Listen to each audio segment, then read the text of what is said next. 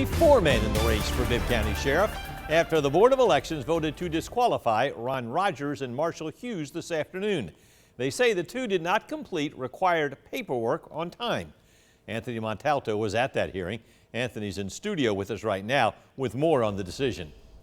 Well, Frank, it was a close vote, 3-2. And to really understand how we got here, we need to talk about the requirements to run for sheriff. There are a couple extra ones. Now, according to Georgia law, candidates have until 3 days after qualifying ends to get fingerprinted and complete a background check at probate court. And that's where the hang-up happened this time.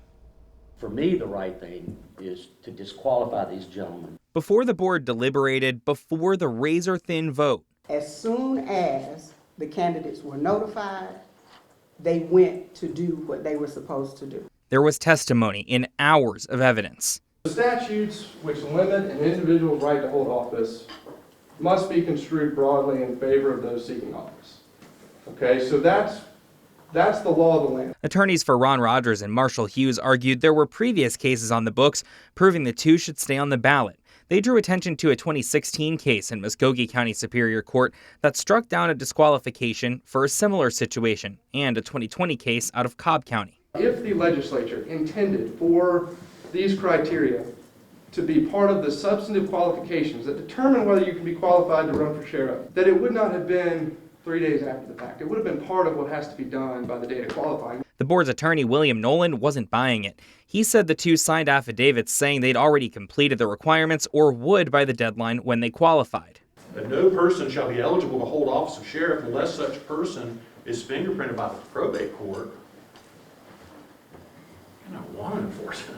But he says the board has a responsibility to, and that's just what they wound up doing. Affirmative to qualify? Yes. Yes.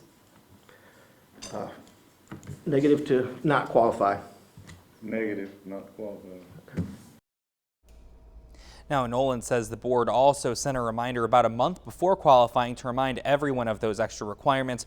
Rodgers and Hughes attorneys say they are evaluating what to do next and could actually appeal this decision to Bibb County Superior Court. Back to you, Frank. All right, thanks, Anthony. Rodgers sent us a statement reading in part, quote, "We are currently exploring all available next steps because the voice of Macon Bibb deserves to be heard and its concerns addressed with integrity, compassion, and innovative solutions."